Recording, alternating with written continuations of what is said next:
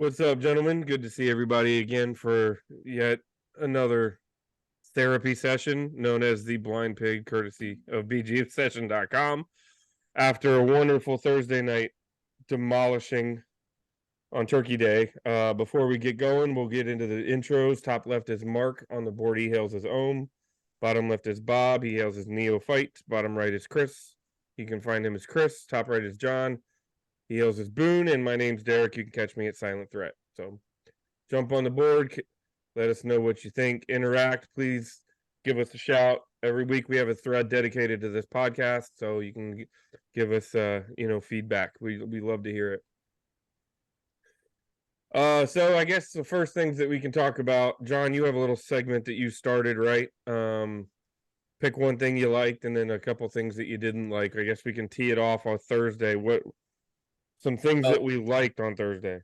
I didn't like the result that we had in front of 93,000 plus fans in the stadium in Dallas.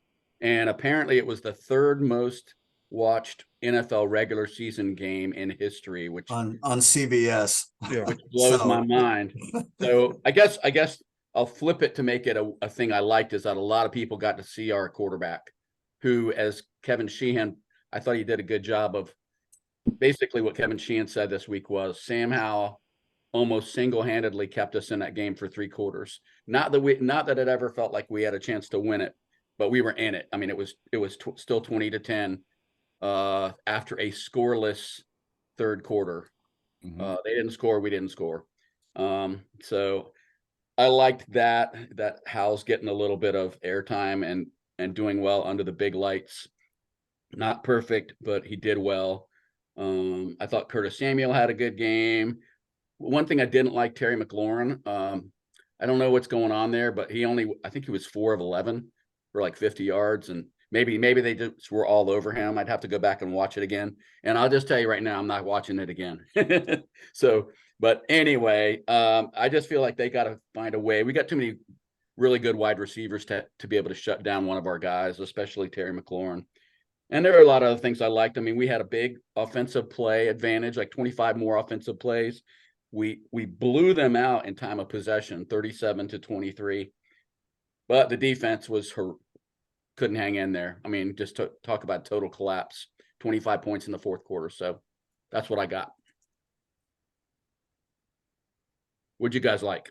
I liked that Sam Howell again showed the stages in too big for him.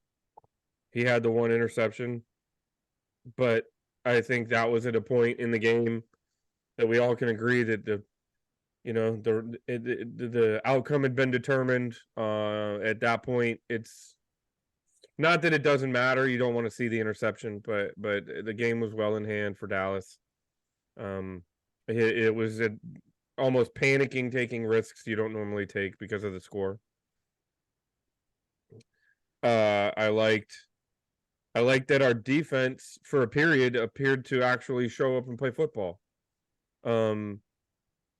I can probably say for the first half, both units appeared to be in the same game together. Now, that doesn't mean we were firing all cylinders, but neither one was completely dreadful, and there have not been many halves of football this year that we can say that. Dallas is a far superior offensive team. They're one of the best offensive teams in the league. So to allow 20 points to them in the first half on ultimately a couple blown plays is not something to hang your hat on, but it's also not something that's, specific to you. They're doing that to everybody. So I know that's kind of a pessimist way to find things you like, but there wasn't a lot to like about it. But yeah, to John, your point, Sam Howell did everything he could do to keep us in that game for 3 quarters, and he didn't fall apart when the lights were brightest, I don't think. I won't beat that dead horse. I like that Sam had a bounce back game, which is what he does, and did nothing to hurt his stock going forward, as far as I'm concerned. maybe helped it some in that incredibly difficult environment, right? On a team that sometimes he's got to feel like he's just a man on an island, right? He's just getting swarmed, and he knows he's going to have to score because the defense isn't going to keep him in game. So credit to him. And I guess at the risk of sounding really snarky, this isn't intended to be, but I liked that we, as undermanned and poorly coached as we might be, we showed up to play. Yeah, it got ugly at the end, but this wasn't one of those games like the Bears where from the opening kickoff, you were like, they just got steamrolled. They showed up to play. I like that the team seems to be staying together. More specifically, I liked what I saw from Curtis Samuels. I'm really pleased that he's come on, and I mean, I don't know enough about what's going to happen in the next year, but he's made a pretty strong case for being a guy that you want to keep around here. I like that. Beyond that, guys, it was pretty tough. It was pretty tough to take because games are won and lost in the fourth quarter in the NFL. We all know that, and I mean, John's right. We were in it. We were in it on the scoreboard through three quarters, which is probably why a lot of those people stuck around. I think people were interested in seeing Sam Howell a little bit, and it's Dallas, and Dallas, when Dallas is good, they draw national television audiences. So we showed up on the big stage and people got to see what the young quarterback's about. But beyond that, it was hard to find a lot of things to really like. This is gonna sound snarky, and there's no way around it. Well, I'll say it and then I'll throw the caveat out there. I like that it was Jack Del Rio's last game. I'll drink to that. Having said that, I am his last game. I am never a fan of anybody getting fired. Right. I mean, I've been part of that. I've been part of that meat grinder several times in my career. I know what it feels like. It doesn't matter if you know it's coming. It doesn't matter if you kind of wanted it. It doesn't matter. Nothing matters. Jack sat at home Friday afternoon and felt lousy. And I feel for the man in that regard. But anybody that listened to this pod back in January felt like I wanted a change on both sides of the ball for the coordinator position, that I felt like, Jack needed to move on in January, that he'd done everything he could probably do with this defense, the way things were going. And my biggest gripe all year long has been that it felt like every week was Groundhog Day, and we were on the insanity train doing the same thing over and over and over again, expecting a different result.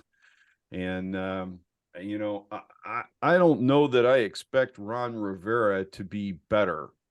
I expect Ron to be different, though, and I expect Ron to actually try some other stuff.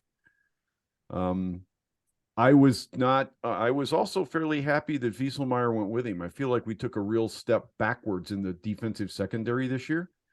I don't know whether that's been because of injuries, because of what how we drafted, or guys just getting older, like say in the case of Kendall Fuller. Well, there's been no lack of investment. Exactly. There's been no lack of investment in the higher rounds of the draft, but we've also heard venerated guys like Darryl Green say that it doesn't look like the guys are getting the coaching that they need in some way, shape, or form.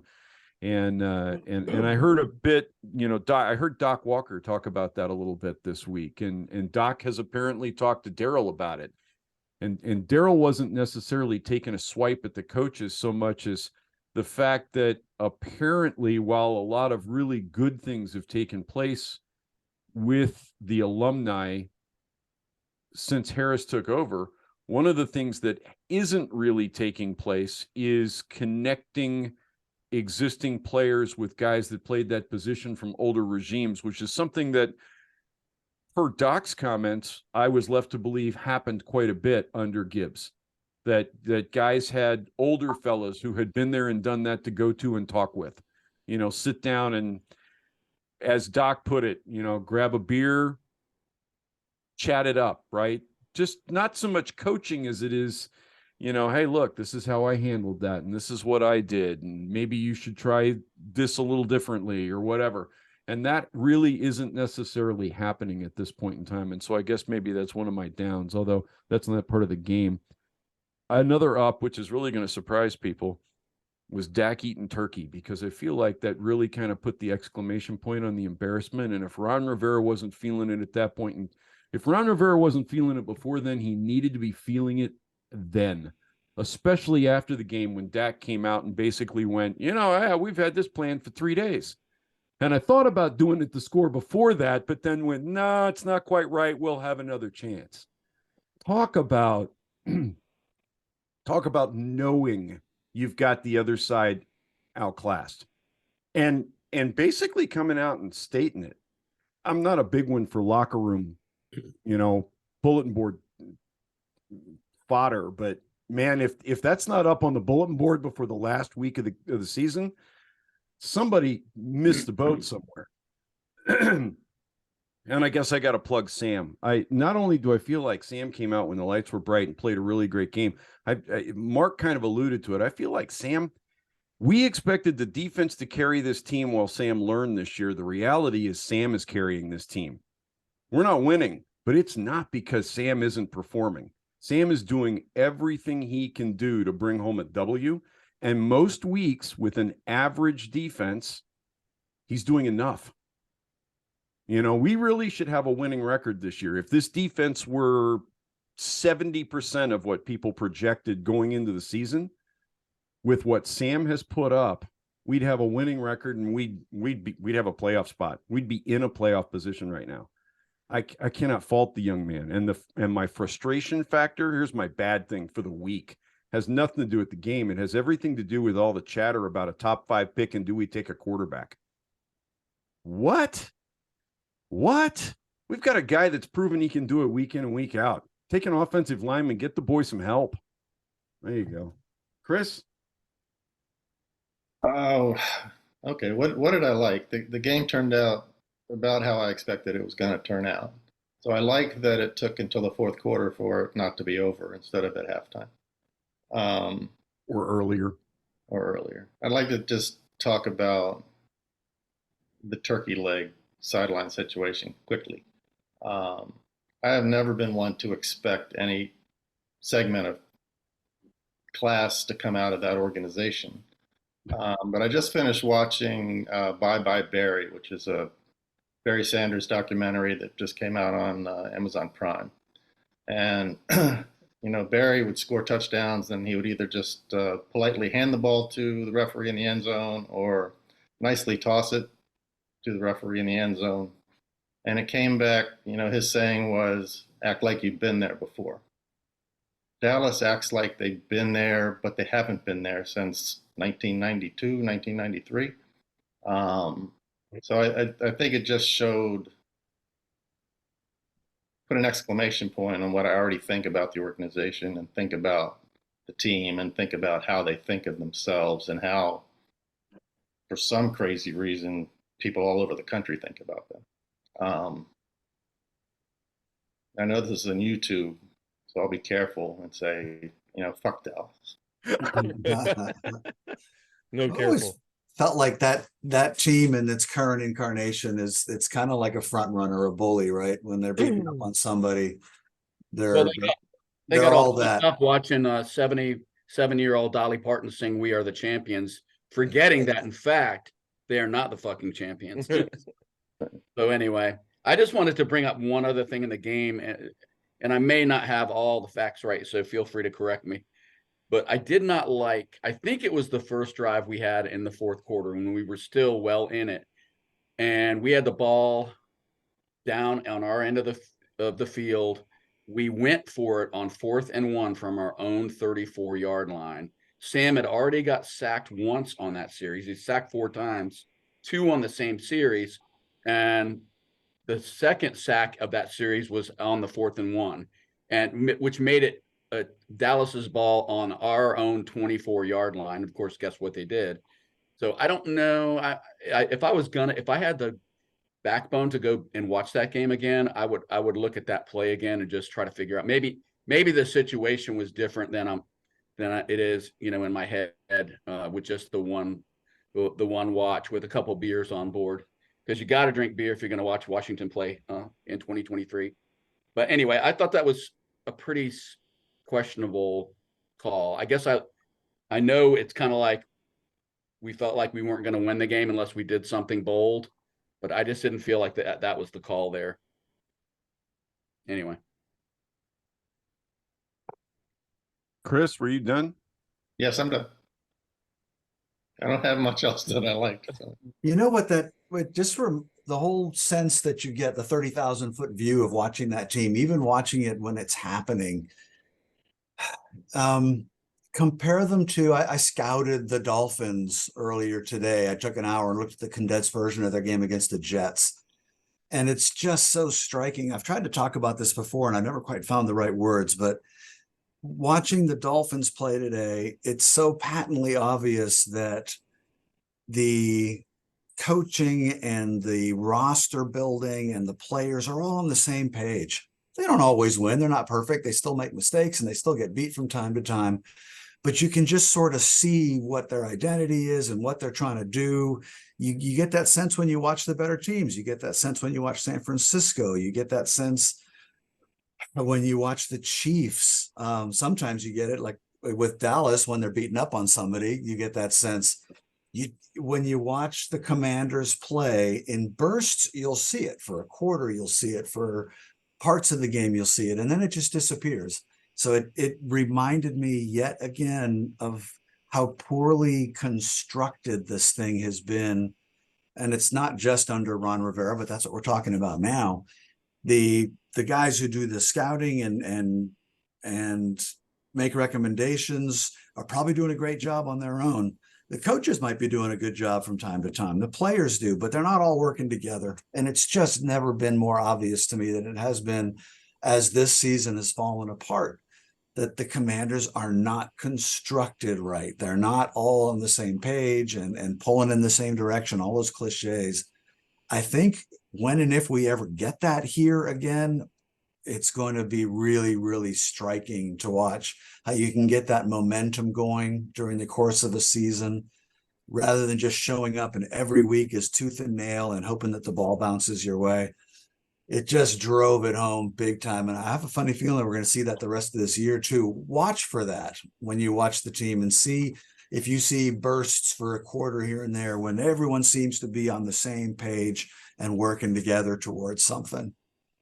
So one thing I was thinking about as you were talking, Mark, is, and I think a lot of that has to do with coaching. It probably has right now a lot to do with the fact that the players know these coaches are gone. So there's kind of I don't know, I think you lose something as a team, which is why I don't think we're going to have a late season run like we typically have, because there's just something that's been the air's been taken out of the balloon a little bit. But the thought that I kept thinking about as you were talking was, I feel like we just don't have a bunch of alpha males on this team. And I think most teams that are really good have on every unit, they've got 2 or 3 alpha males. And by alpha males, I'm not talking about like guys screaming and yelling. I'm talking about guys that when a play needs to be made, they're the ones that make it, London Fletcher leaps to mind just again today. Sean Taylor. Sean Taylor. But I the just Bosa brothers. You look at Myles Garrett. You look at the defensive back Butler. A whole bunch of Fletcher Cox in Philadelphia. I mean, even at his age, he's still that guy, right? We're going to see some on Sunday, guys. We're going to see Jalen Ramsey, who is as close to Sean Taylor out there as I've seen in a long time, and I don't use that lightly. Tyreek is a freak, and he's an alpha. He's a little guy, dude, but he plays so big. Yeah, John, I think that's very fair. I don't know how much of that comes from the atmosphere that the coaches set, right, and what it's like in the locker room. And I also think that teams, I mean, here's another cliche: teams take on the persona of their head coach. Mm-hmm. Ron is this on the sideline. And I'm not blaming him for that. That's his way. But it doesn't lead to a team that's just bursting at the seams with alpha males all really wanting to win or die. I just don't see that as a team. I don't see that. Yeah. I hope in free agency we go after some of those guys, even if they're not the best players at the position, but guys that have experience and are, you know, have that fire. And I'll point. I know. I don't want to get into a Cole Holcomb conversation, but that was one of the reasons why I hated them letting Cole walk, because he wasn't the best linebacker, but the kid brought it every game and he played his ass off. You tell me that right now who's playing their ass off on our defense, because I don't see anybody. I mean, Davis had a play in the game. But I just don't see it. I think we lack those kind of guys, man. I don't know. Maybe I feel maybe my feelings are misplaced. I feel like John Allen brings it every play. I just feel like it's hard to do from the defensive tackle position, especially when the offense knows we're doubling your ass 70% of the time you're on the field. You know, John's dealing with 650, 700 pounds of muscle every single time the ball gets snapped. And it's very difficult to be that guy that just makes a play at will. His whole job, I mean, most of the time seems to be absorb the pressure so somebody else can go make a play. And if that other guy doesn't go make a play, it's got to be it's got to just eat at him. He's certainly been that kind of a player, right? Up until this year, it's not happening for him. It's the rare defensive tackle who can take over a game. I mean, I'm trying to think of the Mount Rushmore probably has Reggie White on it. Maybe Warren Aaron Sapp. Donald is on that. Aaron Donald is on it, but it's a pretty Mhm. short list of guys who can still take on those double teams and win. Warren Sapp used to. Yeah. John, you're right. Maybe. Or the idea of him taking on these taking on guards and a center and occupying blockers so linebackers can make a play. Well, we don't actually have linebackers. And he's usually also good for one or two plays a game where he just flashes. Allen. He had another one this past game where he was just in the backfield in a second and tackled the running back for a loss of yard, if I'm remembering correctly. I'm glad he's going to be here for whoever's coaching this defense next year. He's a pretty solid guy you can start to build a D with. You know, he's quietly having a relatively decent year. I mean, I haven't pulled it up against everything else, but he's got 5.5 sacks. He's the current leader still on the team in terms of sacks. You know, as opposed to the guy lining up next to him who was a sack machine last year, who only has 2. So those are some of the things we didn't like. Yeah. Or did like. No. So we're the buzzsaw is coming into FedEx Field on Sunday. What do we have to say about that? Yeah, let's talk about that. So Jack Del Rio is no longer here, and not only is our sometimes how can I put it charitably, our head coach, who may not always be the most engaged human being on the sideline, is going to be wearing 2 big old hats this weekend. And his first live fire test wearing these 2 hats is a team that is playing offense like very few people have ever seen offense played at a speed that I'm just going to be fascinated to see how that plays out. 2008 was the last time he was a full-time defensive coordinator. That was with the Chargers, and he may have called some defensive stretches when he was with Carolina. I don't know. I haven't studied Ron Rivera that much, but I did go look at that, John. I was curious. He called the last 4 or 5. He was the defensive play caller, not the defensive coordinator, because they had a defensive coordinator in name. But Ron took over the play calling for the last 4 or 5 games of the 2018 season. And then he called the entire 2019 season up to the point that David Tepper relieved him of his responsibilities. So it went well, in other words. The defense, from what I can tell, the defense was playing all right. It wasn't the defense wasn't the problem there. The offense wasn't, but that was also, if I remember correctly, Scott Turner's first year as offensive coordinator. Well, and Rivera had Sean McDermott as his DC for like 7 or 8 seasons in Carolina. So those guys, I mean, you can remember the games we played against the Panthers. Their defense was always tough and swarming. So it was probably a lot easier to take over that defense than the one he's taken over this week. He also coached as the defensive coordinator, I don't remember which year it was. It was one of his first years as a coordinator. He coached the number 2 defense in the league. Chicago went all the way to the Super Bowl and lost to Indianapolis. No shame in losing to Peyton Manning, but I mean, he number two in scoring and number 2 in yards, if I remember correctly. So the man's got some pedigree as far as, being a DC is concerned. The Well, problem is how long is it? The offenses are 100% different than when You're not wrong. You're not wrong. I have a couple numbers for Mr. Rivera in his upcoming assignment. Everybody knows that Miami's got a high-powered offense. I mean, any team that scores 70 points in one game has a high-powered offense. But for the year so far in the NFL, their rushing offense is number 3 in the league. Yards per attempt is number 1 in the league. Yards per game is number 2 in the league. Their passing offense is number 1. Yards per game, number 2. Completion percentage, number 3. Touchdowns, number 2. So are Tyreek Hill and Jalen Waddle scheduled to play this week? Because that's going to be that's a baptism by fire waiting to happen. They've got this other guy, Mostert, who's on my fantasy team, who isn't too shabby either, running the ball. Well, they got the number 3 rushing offense and the number 1 passing offense. I listened to you rattle those numbers off, Chris, and and I've got a comment that was made on the Junkies this week that I just can't get out of my head listening to all that. And that comment is, you really got to hand it to Ron Rivera. It was really brave to fire Jack Del Rio before the Dolphins came to town. He could have legitimately waited another week, let the Dolphins blow everything up, and escape this. But he faced it head on, and this is the weekend that the Dolphins are coming to FedEx. Yeah, that's where I was going, John. That's where I was going. I thought it was the next week.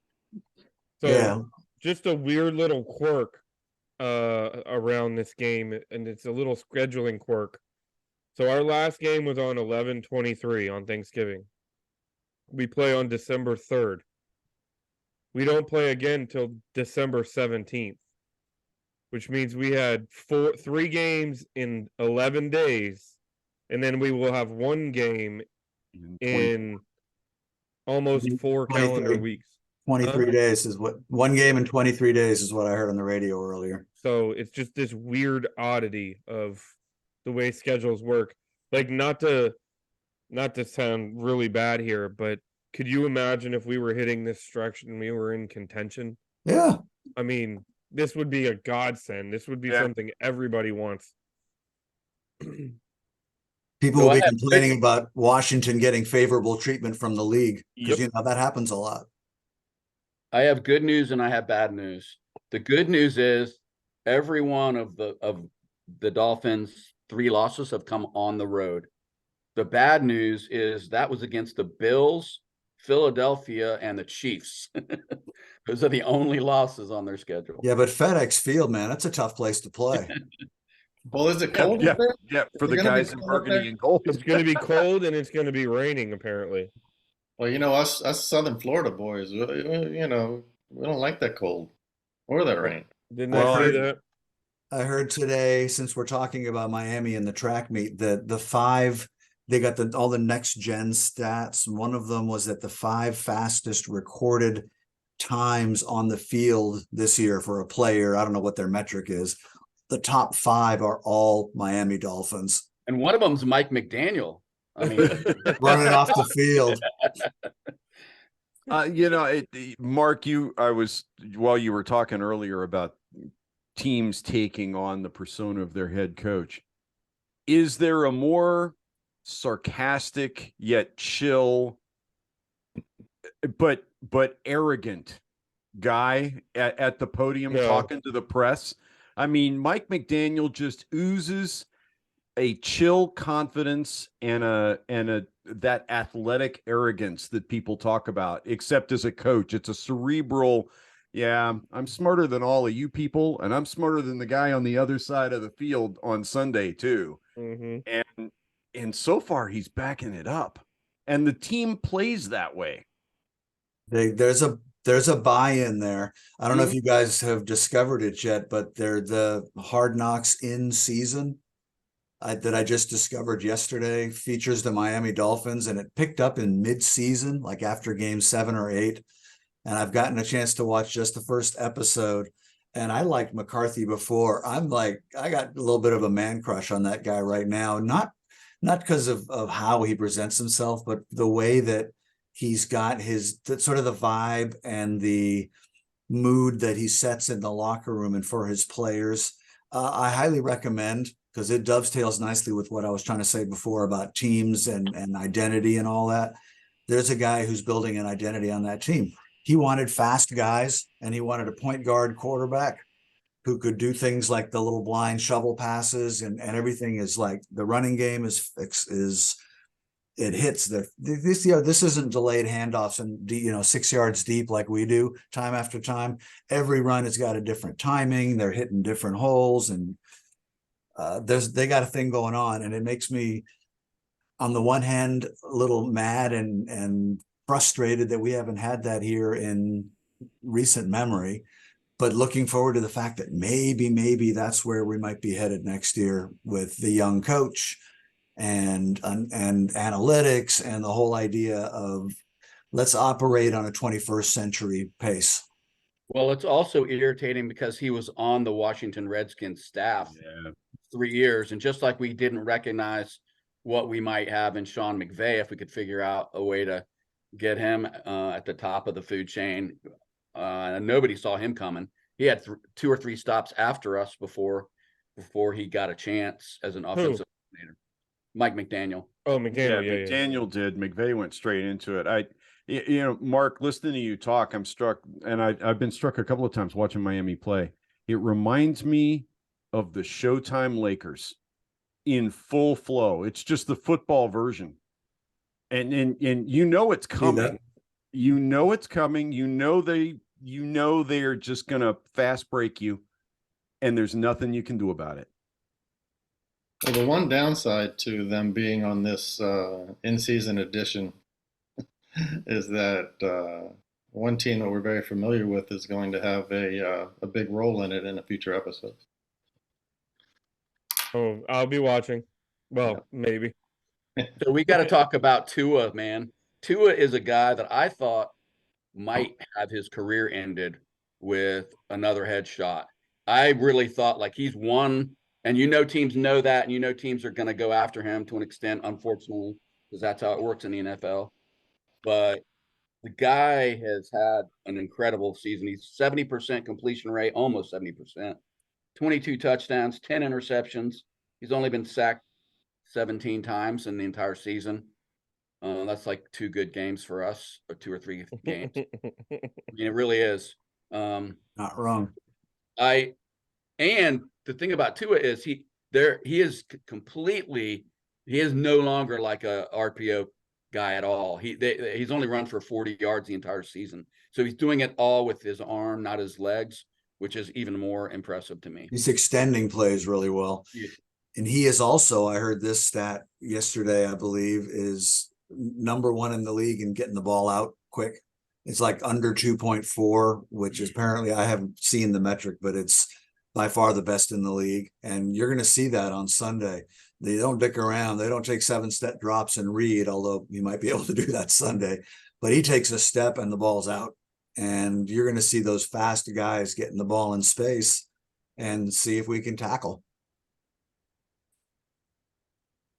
So looking a little bit at Miami, not if there's one place that I don't even want to call it a weakness, but a place that you can exploit a little bit, it's their O-line. They've been having a lot of injuries along their O-line apparently.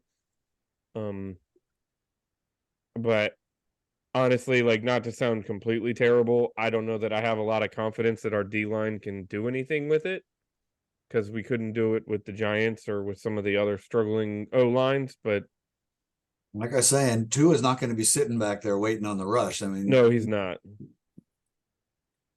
Well, they give up a lot of red zone plays. That's probably the only thing, just looking at the stats, that jumped out at me. Their opponents have been like 65% in the red zone.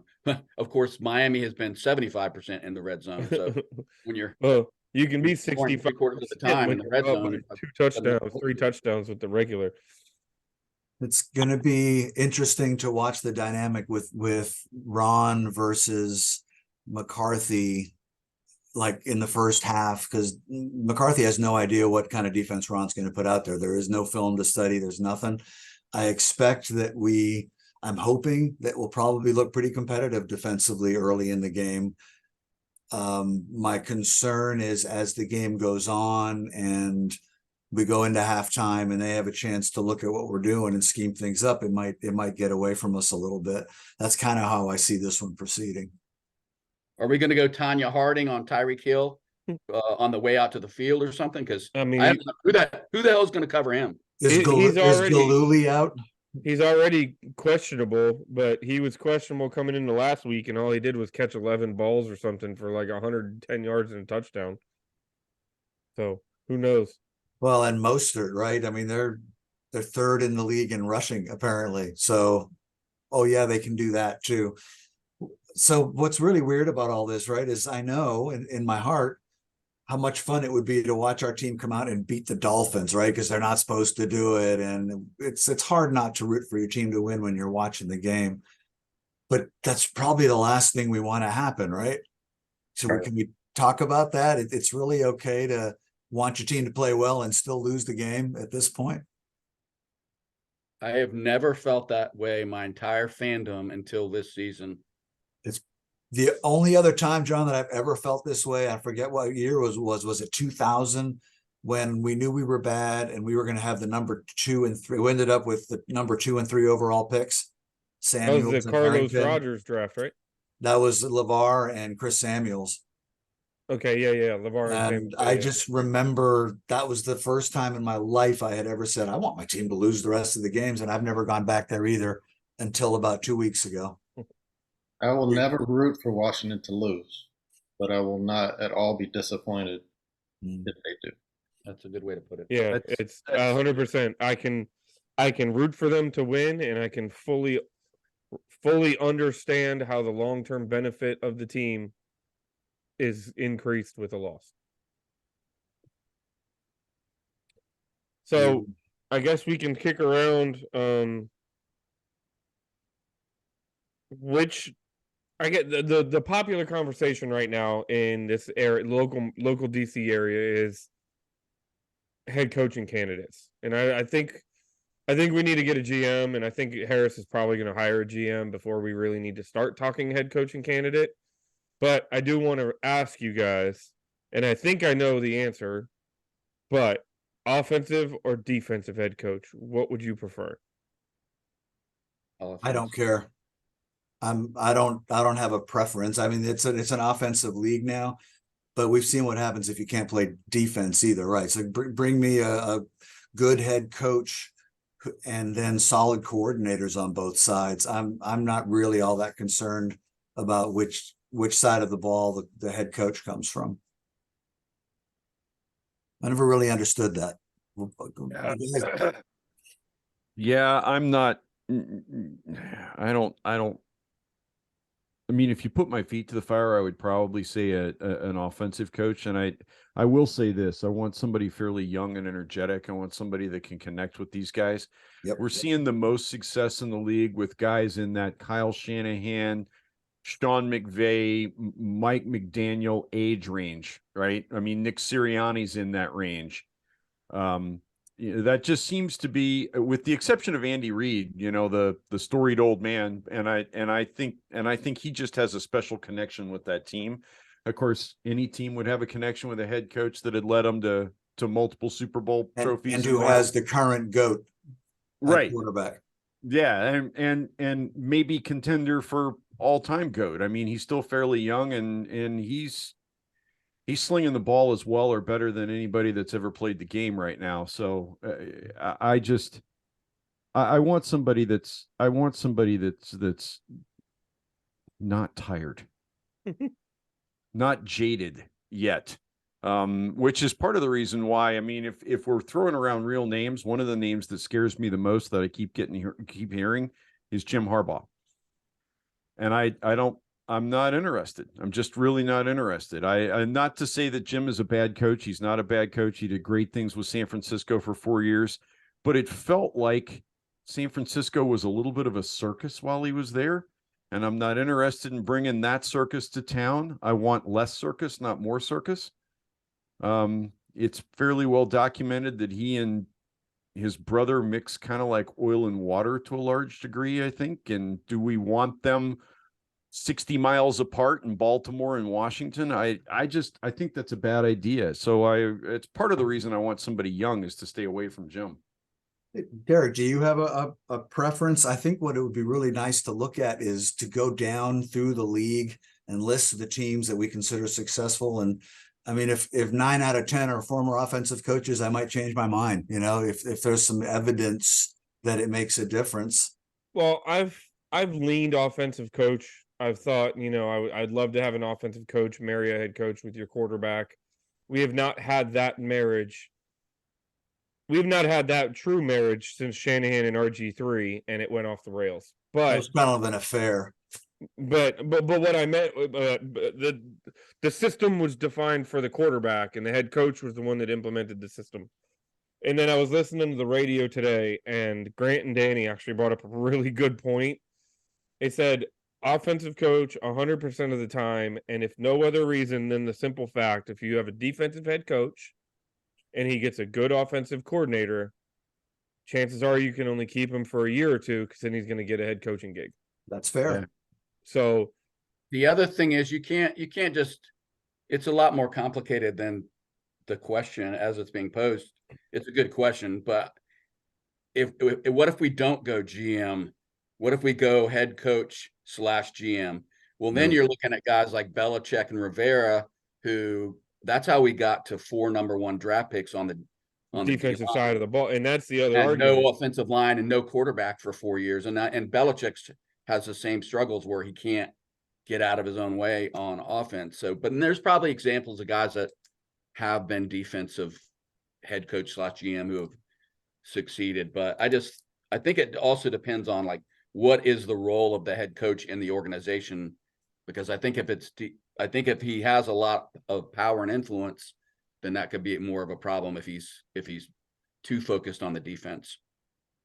But anyway, well, and I think all of us would agree that we're not in the coach centric game this go around. You're not, but Josh Harris. I know.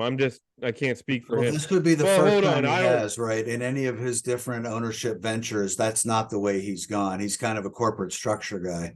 Right. And I think bringing in Eugene Shen, who is a guy that specializes in analytics, I think that a lot of that can show you that there is going to be structured, there's going to be a structure to it. It's not going to be the GM reporting to the head coach and the head coach having the final say. At least I hope not. I think it's a disaster. Well, I think it's a mistake to go that route. Yeah, I would be shocked. I would be shocked if they went that way. I even think there was something floating around out there in media that people close to the Harris organization had said that's his whole idea is to build a GM and coach and all that. I thought I actually heard something to that effect. Zaldi had an insider tell him that. It makes too much sense. It tracks with everything. All the evidence that we do have based on the way Harris does business is that's how he's going to do it. Yeah, ideally I would like to see a young up and coming GM and a young up and coming coach. Mm-hmm. And I would like to see them. I would like to see 2 guys that work well together, that form a strong bond, and create that Beathard-Gibbs dynamic here for the next decade, where everyone seems to be pulling in the same direction, right? And there's an identity, and bingo. Yeah, to circle back to where this conversation started. Yeah, and that's what's been missing here for 20 years, 30 years. We just haven't ever had that here long enough for it to get rolling. It took Sirianni 2 years, and his marriage with, was it Roseman up there? Yeah. Howie Roseman. It's working, and then all of a sudden they're bringing in players and they're loading up, and they could sustain that for years because they've got it where they're all on the same page and working in the same direction. Josh has to find that here. He has to Well, find it. better be smart. He better be the smart guy that we believe he is, because we've also seen teams go through that cycle 6 times in 12 years where they just keep recycling the next up and coming GM and the next up and coming coach, and it doesn't work. You're right. You mean You're like right. Carolina? Well, among us, I mean, that's just The one example. Raiders. I want a general manager though that has control, final say over the players. Not 2 guys that work really well together, and then maybe the coach has final say on the roster. We often use Beathard and Gibbs as an example of what to do, but from my understanding, over all of the years, there was many times where Gibbs was very frustrated with Beathard because Gibbs wanted to make decisions on players and Beathard wouldn't let him. I don't want a coach that's picking his own players that has the final say. It's right, Chris. It's such an obvious dilemma, right? Because the short-term versus long-term needs of the team are represented very differently by a GM and a coach. They don't. And what's different from the Beathard Gibbs year is coaches weren't getting fired after a season back then. Yeah. They just didn't happen. You got 3 or 4 years and then you get fired if you were terrible. But so that's a lot different because now the coaches really don't have the long term. They're just set up not to be concerned about the long term because they probably won't be long term. Yeah. Well, look, Frank Reich just got let go after what, 13 games?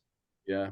There must be something. There must have been some other dynamic at play there. 11 games with a rookie quarterback. Well, there must have been something else that was going on there. The latest rumor that Tepper tried to come out and squash today actually was that Frank Reich and the coaching staff wanted CJ Stroud. Yeah, that's what I heard. But Tepper apparently put his foot in and said, "No, we're taking Bryce Young. We're not taking CJ Stroud number 1 overall." So Reich may have given one too many "I told you so"s. Yeah, right. I only wonder, like, how many times did he have to go to a meeting on a Tuesday morning with the owner, and Tepper's like, "What's going on?" Because I'm sure they met, and he looked at him and, "Well, if you would have let me pick my quarterback, we wouldn't be in this position." Like, how many times do you think that conversation happens when you got a guy who's an MVP candidate playing for a perennial dumpster fire that has apparently turned that team around in a blink of an eye? I don't know how many of the rumors are true, and I need to stress that everything we're hearing is pretty much rumor. I mean, I don't know that I trust David Tepper's word at this point in time, and we won't hear anything from Reich because his contract buyout is tied to keeping his mouth shut more than likely. I heard that mentioned today, that Frank's not going to say anything for several years because he's got money riding on keeping his mouth closed, and it's a lot of money. So there's no reason for him to talk at this point in time. But, the more I hear rumor-wise about Carolina, the more Carolina feels very much like Washington circa 2000, 2001, 2002, where Dan Snyder felt like he could play fantasy football with, his new shiny play toy and get what he wanted. It feels like Tepper is playing a little bit of fantasy football down there, to the point of one of the rumors is that he actually was passing plays to the offensive coordinator that he saw other teams run in other games and he thought looked really cool, and he wanted to see them run in Carolina. And the guy's already fired one Charlotte coach. Now he's added another one. I'm still waiting on a Charlotte Football Club head coach. So God knows that may be like a year away. And now that he's got. Does Tepper own the Charlotte Football Club? Mm-hmm. Oh, I didn't know that. That's news to me.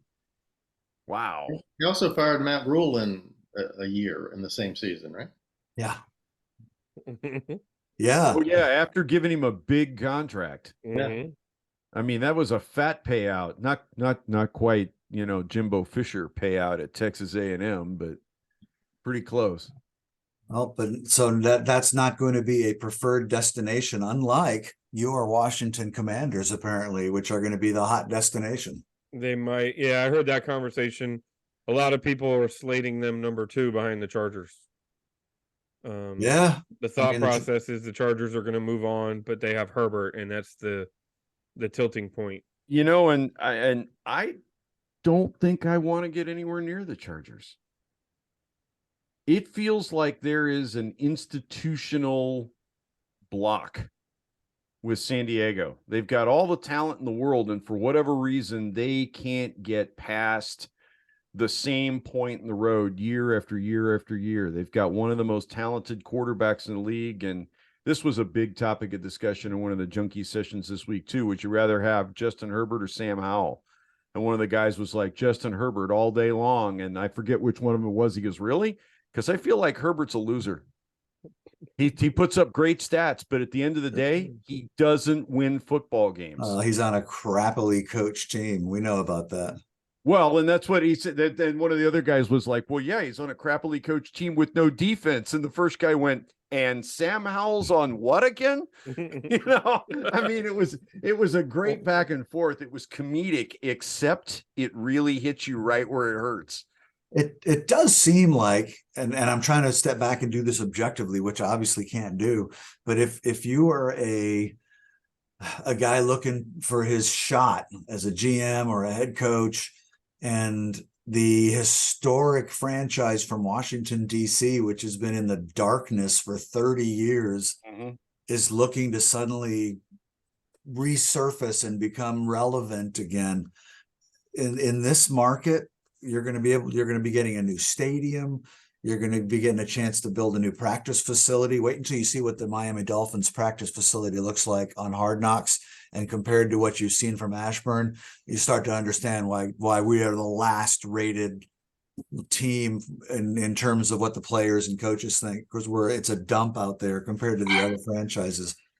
It's hard not to picture Washington, and that's not even to mention the 5 picks in the first 100, et cetera, et cetera. It's got to be a destination. And if Josh can't make hay out of this one, you know, he really needs to make hay out of this one. Well, and the other thing is the resources that they're walking into. They're walking into a building where there's only $6 or $6.5 million in dead cap money. Like, nobody has $6.5 million in dead cap money. $90 million you can spend on free agents, plus 5 of the first 100 picks in the draft, 2 of the first 35. Yeah, very likely. I got to agree with Nicky Javala though. $90 million is going to go a whole lot faster than any of us think. It will. It's going to disappear go quickly. really quick. I think a big factor that makes it more attractive than we recognize is there's no emotional attachment to anyone in the building or on the practice field. There's literally, I mean, Sam Howell maybe, Terry McLaurin maybe, but that GM, whoever, and that head coach, they're walking into a situation where they can do whatever the fuck they want, and no one is going to tell them they can't do it. That's fair in the NFL. And you get a 4th place schedule. Yeah, I mean, it's all lined up for them to have a chance to put something in place. And by the way, you can see there's evidence in the NFL of how quickly you can turn things around. And I was thinking this week about, I know we don't want to run too long here, but the 2 teams that jump to mind of how quickly you can turn things around if you get the right combination. One is Houston, who was predicted to compete with Arizona for the #1 overall pick again this year. And they've not only gotten themselves respectable, they're in playoff contention and playing good football 1 season. We laughed at the Denver Broncos earlier this year in week 3. They gave up 70, and everyone's like, Sean Payton, has lost it. Look at that team now in the last few weeks. That's coaching and taking advantage of what resources you do have, maximizing them and getting everybody working their asses off. It can happen. It could happen here. Well, and I'll throw another name out there for you, Mark, and it's a team that's been one of the proverbial laughing stocks of the league forever and ever and ever, and that is the Detroit Lions. Detroit, yeah. Look at what Dan Campbell and I wish I knew the name. I should know the name of the GM up there, but you look at what he and the GM up there have done in all of 3 seasons. His first year, they had 2 wins. Then they went to playing roughly 500 ball last year, and this year they're leading the division, and they're going to have a home playoff game at the rate they're going. So everybody laughed when they traded Stafford for Goff, and all Goff is doing is playing Pro Bowl ball right now. So, And they didn't fire their head coach after 11 games. no. So are we going to be bold and make predictions for this Sunday, or is it a kind of a pointless exercise? Yeah, I let's presume do will it. But for the record, the Detroit Lions general manager is Brad Holmes. Wow. All right. I In don't his think I've ever third heard that season, name. in his third season as their GM. Nobody knows about him, but he's obviously doing a hell of a job. Where'd he And, come from, Mark? he had a background at Michigan, believe it or not. I clicked it away. I'll put a link in the thread Okay. tomorrow for those who are keeping score at home. My prediction for this weekend: there will be pain. And that Al Davis's quote, there will be pain. I think that was Yeah. Mr. Cheese quote. Oh. One of the Rocky Oh. movies. What's the score, Bob? God, I think it's going to be another embarrassing one. I really do. I think Dallas might be the only team in the league playing better offense at the moment than Miami, but it's a close thing. And Miami's got team speed that we just have never seen before. So I'm going to say 40-17. Their defense has been allowing some numbers, and I think Sam will have a pretty decent day against the Miami defense. I just feel like that the law firm of Waddle Hill and Tuatunga Vailoa is too much. What about you, Chris? I think it's going to be similar to last week, but in reverse. Well, not total reverse. Just. You think it's going to start ugly and I think it's slow down? I got Miami 44, Washington 24, with the game basically over by halftime, and then we put some points and some yards up and stuff when they're not that interested anymore. Yeah. I have us losing 31-14, and that's really just a endorsement of Sam Howell. I think they will lose interest because I don't think it'll be a very competitive game. The score won't be as bad as we might be fearing, I don't think. What about you, Mark? I'm kind of coming at it from where Chris is. I think they're going to come out fast breaking and try to get a lead on us, because I mean that's what I would do, right? You get this team down, you figure it's probably not going to be able to come back on you. I think they're probably down by 14 or something at half, and it ends up I think they'll sit on the ball and run it in the second half, the Dolphins, and slow the game down. And it probably ends up, I'm going to go 35-16. 35-16 feels about right. Wow, I'm the one that's usually like negative, and I agree. I think we're going to lose. I got 34-24, and the 24 is just late. I think they jump out early, and it could be 34-14 going into the fourth quarter, and we all understand the game is out of hand, and then 10 fourth quarter points or something goofy ends up making it look a little closer than it actually is. But yeah, I think we're all on the same page. What's the storyline next week? What's going to be the big story after this game? Going into it's going to be NFL mock drafts and who's the next head coach going to be, because we're going to be going into the bye week. Going into the bye week, right? So I wanted to let you guys know I'm not going to be available the rest of the week. I'm going into my sensory deprivation dark room for 3 days. Did you pop your Achilles and you need where to I'm going to be telepathically communicating to Aaron Rodgers, not to be a complete dumbass and try to come back from an Achilles tear in 3 weeks. Yeah, we might see him on Christmas Eve. That's the date that they've got circled on the calendar. That is the stupidest thing I've ever heard of in my life, but hey. I'm with you. If 85-year-old Aaron Rodgers can come back that fast from an Achilles injury, it wasn't the Achilles injury people thought it was. That's all I've got. There's no way. No, he's just old enough. Achilles injury, no. He's old enough. They just cut it off and just tied his foot up so that because he doesn't figure he needs it anymore. Bad idea. Very bad. Oh, all right, fellas. As painful as it is, it's therapeutic to sit down and talk to you fellas every week, and thank you for sharing in the misery. It keeps us going throughout the season. We're All right. getting there, fellas. We're getting there. That's right. Have a good night. Night, guys.